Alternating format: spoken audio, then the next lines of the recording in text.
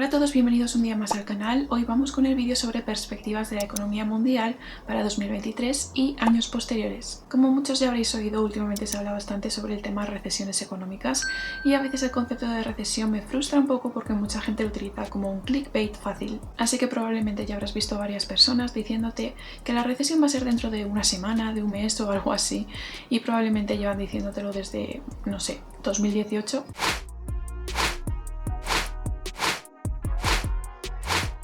Por lo tanto, quería hacer un vídeo sobre perspectivas de la economía mundial que fuesen un poco realistas y objetivas y realmente explicasen cuál es la situación actual, que no fuese simplemente un clickbait fácil, sino realmente explicar si es verdaderamente posible que acabemos en una recesión mundial o no. Para aquellas personas que seáis nuevas en el canal o que no me conozcáis, bienvenidos, soy Cheyenne, estudié Administración y Dirección de Empresas con la mención de Negocios Internacionales. Posteriormente hice un MBA y finalmente hice estudios de posgrado sobre Economía y Comercio, así que en este canal encontrarás muchos vídeos relacionados con temas de finanzas, economía, noticias, inversiones, etc. Así que no te olvides de suscribirte si te interesan esos temas. Para empezar hay que tener en cuenta nuevos datos que podemos observar según las conclusiones, por ejemplo, de la última reunión de otoño que ha tenido el FMI, el Fondo Monetario Internacional y el Banco Mundial. Y por otro lado también el nuevo informe que ha sacado ya la OCDE sobre perspectivas económicas. Básicamente estas reuniones de otoño entre el FMI y el Banco Mundial podemos extraer como conclusión fundamental el hecho de que para 2023 va a aumentar la desaceleración de la economía mundial, y concretamente la directora gerente del FMI ya comunicaba como por ejemplo para ese 2023 se espera una mayor inestabilidad económica y unas circunstancias más adversas o más complejas. En otros vídeos ya hemos hablado de los efectos de los tipos de interés y cómo es un mecanismo que se utiliza para luchar contra la inflación. En concreto, la cosa es que dentro de los mecanismos que podemos utilizar para luchar contra esa inflación, este aumento de los tipos de interés, que es una de las características o de las herramientas tradicionales con las que cuentan las autoridades monetarias para luchar contra la inflación, digamos que tiene distintos inconvenientes que también hemos comentado en vídeos previos, así que no voy a ahondar mucho en eso, pero sí que es cierto que en otros vídeos comentábamos cómo el aumento de los tipos de interés no llega instantáneamente a la economía, es decir, es un mecanismo que tardará en aplicarse y de ver los efectos reales. Esto está relacionado con el mecanismo de transmisión de la política monetaria. Esto ya lo comentábamos también en otros vídeos, cómo este mecanismo cuenta con distintos pasos o eslabones o distintas etapas, digamos, que tienen que cumplirse de forma correcta para que realmente esa herramienta que se está utilizando, ese canal, como es el aumento de los tipos de interés, realmente llegue a tener el efecto final deseado por esas autoridades monetarias. En definitiva, si el mecanismo de transmisión de la política monetaria no funciona adecuadamente o no lo suficientemente rápido, pues entonces tampoco se puede garantizar que ese aumento de los tipos de interés realmente 100% vaya a disminuir la inflación. Generalmente lo que suele ocurrir es que ese mecanismo, digamos que suele acabar funcionando, es decir, normalmente esa herramienta, ese canal de aumento de los tipos de interés sí que suele paliar la inflación, pero obviamente después tiene otros condicionantes que hacen que no a veces sea la herramienta perfecta o que no funcionen tanto o tan rápido como se esperaba. En definitiva, la principal preocupación que destacaba el FMI en relación a esto es ese retardo, esa tardanza que puede tener el mecanismo de transmisión de la política monetaria. Por lo tanto, la directora gerente del FMI indicaba cómo desde que se produzca ese aumento de los tipos de interés hasta que eso realmente impacte mostrando unos efectos positivos o deseados, los efectos objetivos de las autoridades monetarias en la economía real, pues realmente durante ese retardo, ese tiempo que eso tarde en hacer efecto, de mientras la economía probablemente tendrá que ir desacelerándose. En definitiva, el aumento del tipo de interés lo que hace es complicar las condiciones de financiación del mercado, es decir, complica el acceso a préstamos, crédito y demás, lo que puede impactar negativamente ya a la baja en la renta disponible de la gente, y por lo tanto si la gente tiene menos dinero, entonces acabará cayendo la demanda, y si eso se produce, se acabará produciendo un estancamiento o una recesión en la economía. Esto está un poco relacionado con ese trade-off o conflicto de intereses un poco que se refleja al usar ese canal de los aumentos de los tipos de interés, ya que en ese caso lo que hacemos es conseguir disminuir la inflación, pero por otro lado también disminuir el crecimiento económico. Por lo tanto, hay un poco el conflicto o el debate que tienen las autoridades monetarias, ya que tienen que tener en cuenta pues cuánto están dispuestos a disminuir ese crecimiento económico para conseguir disminuir disminuir la inflación. Pero ojo, porque el aumento de los tipos de interés no garantiza 100%, no significa que siempre vaya a haber una recesión económica, no tiene por qué ser así. Sí que es cierto que el aumento de los tipos de interés básicamente hará pues probablemente que tu economía se estanque, porque va a afectar negativamente a la demanda, entonces en ese caso puede haber un mayor estancamiento y demás, pero aún así tu economía puede seguir creciendo. Lo que pasa es que quizá previsiblemente a unos niveles un poco inferiores de lo que se estimase antes de esas subidas de los tipos de interés. Por lo tanto, el hecho de que aumenten los tipos de interés no garantiza al 100% que vaya a haber una recesión económica como tal, aunque sí que es algo que puede contribuir a que haya pues esas mayores probabilidades de una recesión, sobre todo si hay factores adicionales que complican un poco el panorama económico, como es la situación actual. Según indicaba el FMI, un cuarto de los países emergentes y un tercio de los países desarrollados se encuentran en una situación problemática a día de hoy. Ello se debe a distintos factores que ya comentábamos en un vídeo previo, que os lo dejo por aquí, y que es la parte 1, digamos. Ahí hablábamos de lo que ha pasado en 2020, 2021 y 2022, incluso un poco 2018 y 2019, y que han contribuido a que nos encontremos en la situación actual. Por lo tanto, en ese vídeo hablamos de lo que pasó, y en este vídeo, que sería la segunda parte, hablamos de lo que está a punto de pasar o lo que se espera para 2023 y años posteriores. Pero en definitiva han coincidido distintos factores, distintos hechos, como por ejemplo ya de por sí la rivalidad, ¿no?, o la competencia geoestratégica que había entre Estados Unidos y China, que creaba esa incertidumbre y esas tensiones comerciales. Por otro lado, también el estancamiento y la ralentización que hubo de la economía mundial ya por esas tensiones en la situación del Brexit y demás en 2018 y 2019, y posteriormente toda la situación que ha habido en relación a la crisis sanitaria, confinamientos, el estancamiento de la actividad tanto por el lado de la oferta como de la demanda, el tema de la inflación, después también la guerra entre Ucrania y Rusia y todo el problema que ha habido a nivel de materias primas, a nivel de precios de los alimentos y por supuesto también a nivel de la cadena de suministro. Varias características que al final han hecho que las autoridades monetarias tengan que actuar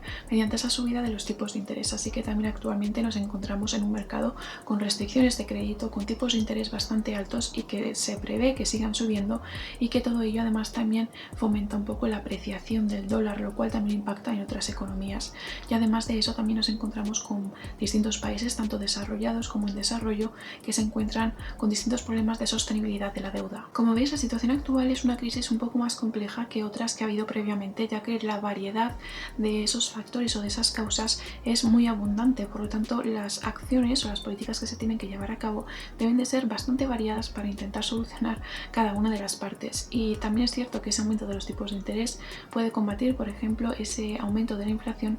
pero quizá no afecte a determinados tipos de inflación, porque también lo hablábamos en un vídeo anterior, que os lo dejo por ahí, donde distinguíamos entre lo que es la inflación de oferta y la inflación de demanda. Por lo tanto, los tipos de interés, este aumento sí que puede combatir un poco más lo que es la inflación por el lado de la demanda, pero quizá no tanto una inflación por el lado de la oferta. En relación a esta inflación por el lado de la oferta, estamos aquí destacando sobre todo esos problemas a nivel de precios de la energía, de precios de los alimentos, etc. Eso es algo que no se va a combatir realmente bien con el aumento de los tipos de interés. Por lo tanto, aunque ese aumento de los tipos de interés contribuye a la contención de precios y pare un poco la inflación en los próximos meses o en el próximo año, en el 2023, sí que es cierto que eso realmente no va a paliar la inflación que esté viniendo desde ese lado de la oferta. Esto es bastante importante porque estamos diciendo que en 2023 se espera que sigan aumentando los tipos de interés, así que probablemente ayuden a contener esa inflación, como decimos, pero por otro lado también dependerá de las circunstancias que se vayan dando en términos de energía, alimentos, etcétera, es decir, de lo que vaya pasando también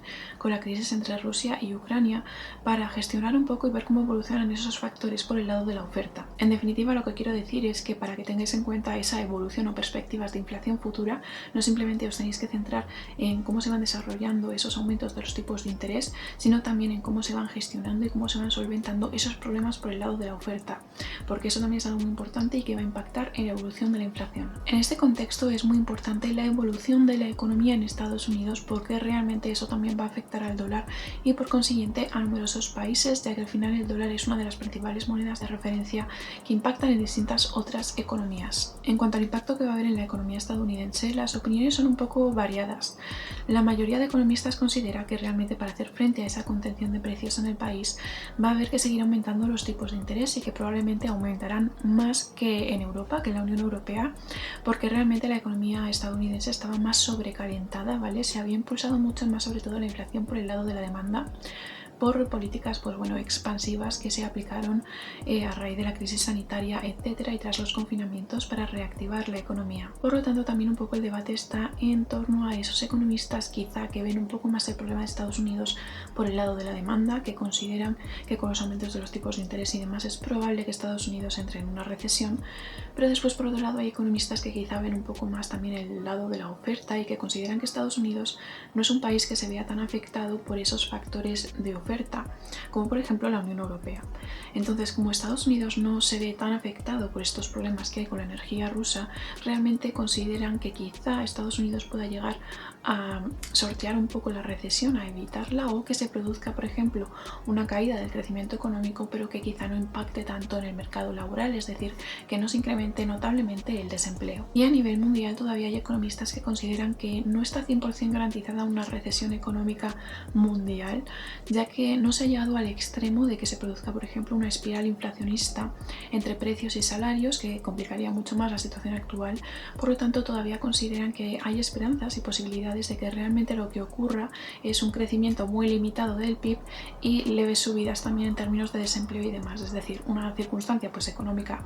desfavorable, pero que no tendría por qué llegar a ser el extremo de una recesión económica mundial. En definitiva, en lo que todo el mundo sí que está bastante más de acuerdo es en que va a haber una ralentización del crecimiento económico mundial,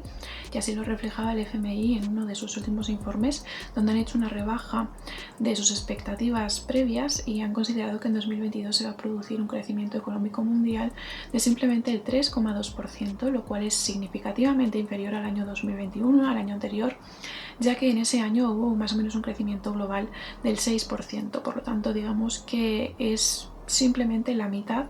lo que el mundo va a crecer este año en comparación a 2021. Y después también han revisado sus expectativas, que actualmente suponen para 2023 un crecimiento económico mundial del 2,7%, lo cual también significa uno de los niveles más bajos desde la crisis de 2008. El FMI también indicaba una evolución bastante dispar entre economías avanzadas y en desarrollo. Por un lado, considera que va a haber una evolución para las economías avanzadas de simplemente el 1,1%, mientras que las economías en desarrollo van a crecer un 3,7%. El FMI además también desarrolla distintos análisis a nivel individual por países y también ha indicado cómo se espera una recesión para determinados países, como son por ejemplo Alemania, que se ve especialmente perjudicado por todo el tema del conflicto energético con Rusia, y después por otro lado también países como Reino Unido, que de por sí con políticas que ya había estado estableciendo el país no le iba muy bien, así que no estaba precisamente en una de sus mejores situaciones como para afrontar quizá la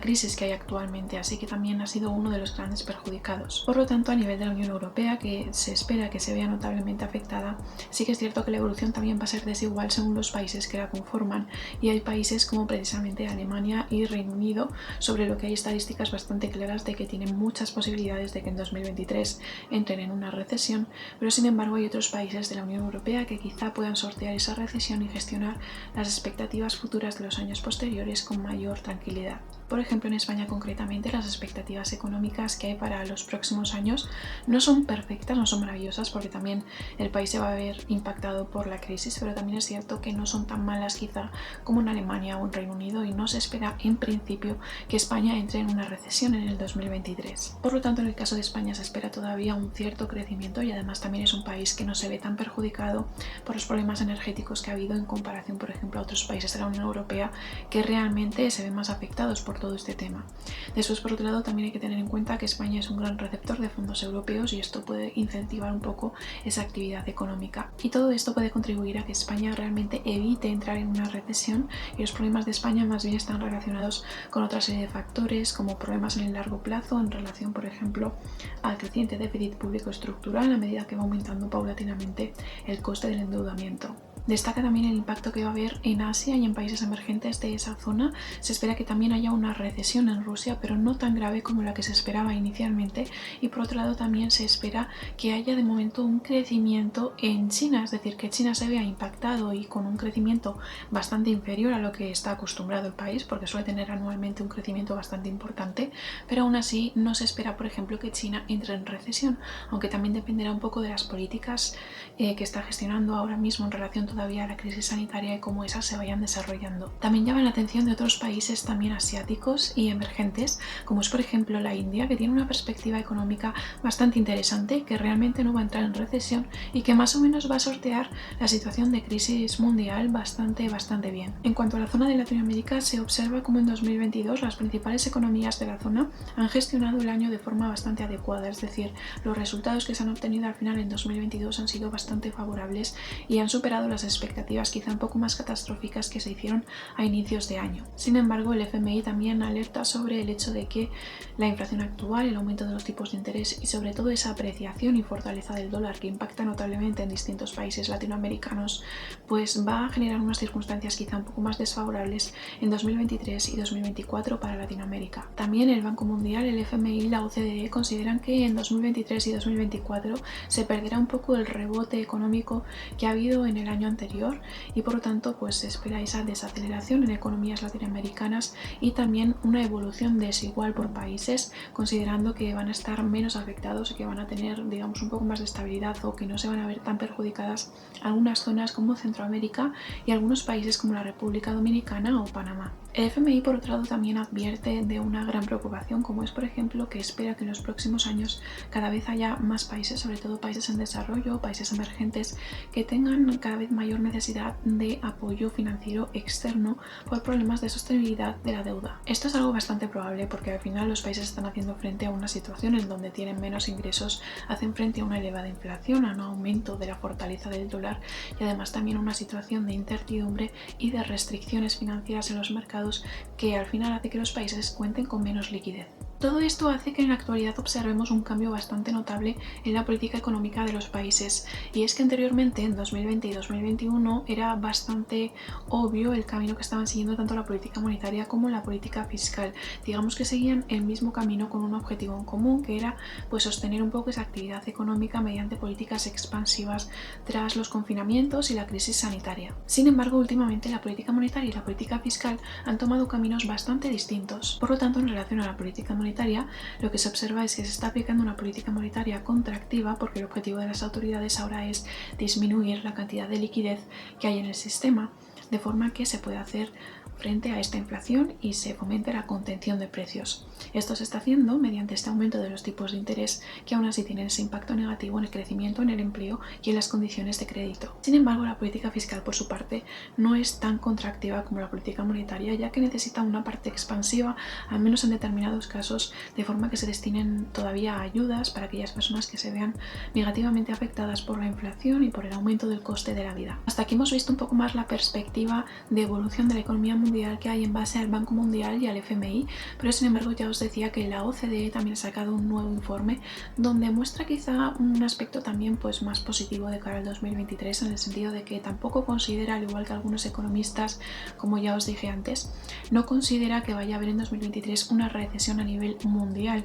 pero sí una notable desaceleración de la economía. La OCDE establece un PIB de la economía mundial para 2022 en torno al 3,1%, que es significativamente inferior al cubo en 2021, y después por otro lado un retroceso aún mayor con un PIB global simplemente del 2,2% en 2023, y para 2024 establece un pequeño aumento pero muy leve que establecería el PIB global en torno al 2,7% en 2024. Además, la OCDE también ha revisado a la baja cada una de las perspectivas económicas que había para los distintos países que componen la OCDE, excepto en el caso de Irlanda, que ha mejorado un poco en perspectivas económicas, y Japón, que continúa estancada en la misma línea, pero para el resto de países que componen la organización pues las perspectivas han ido un poco más a la baja. Como decíamos antes, la OCDE no considera que vaya a haber una recesión a nivel mundial, pero sí que considera que determinados países van a estar en una circunstancia más compleja y que algunos países específicos sí que pueden entrar en recesión en el 2023.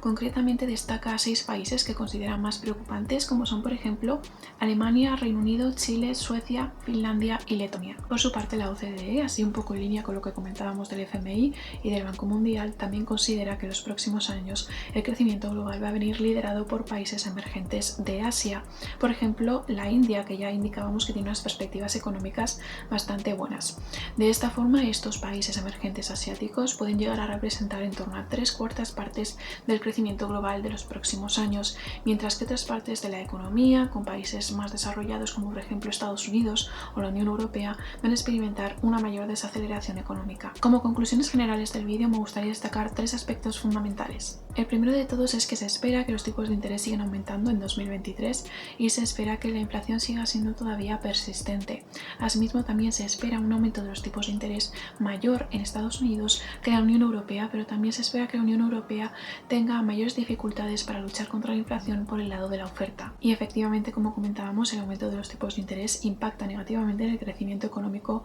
de los países, pero sin embargo esto no garantiza 100% que todos esos países vayan a entrar en recesión, sino que esto será una evolución bastante desigual. Habrá países, como decíamos, de Alemania y Reino Unido que efectivamente las estadísticas muestran que hay muchas probabilidades de que entren en recesión, pero otros no, aunque eso no significa que vayan a estar en una situación favorable, sino que realmente también experimentarán una ralentización del crecimiento económico. Pero no todo es negativo, sino que este aumento de los tipos de interés también conllevará distintos aspectos beneficiosos para la economía en numerosos sectores, por ejemplo en el ámbito inmobiliario. Se espera que dentro de unos meses, dentro de un año o así, el precio de las casas haya bajado notablemente, ya que uno de los miedos que tenían actualmente también los bancos centrales era el sobrecalentamiento que se estaba produciendo en determinados países en cuanto al sector inmobiliario, que recordaba un poco a la burbuja de 2007. Por lo tanto, ese aumento de los tipos de interés haría que en los próximos meses vaya disminuyendo el precio de las casas y tengan unos precios más atractivos. Un segundo aspecto que también me parece importante es el hecho de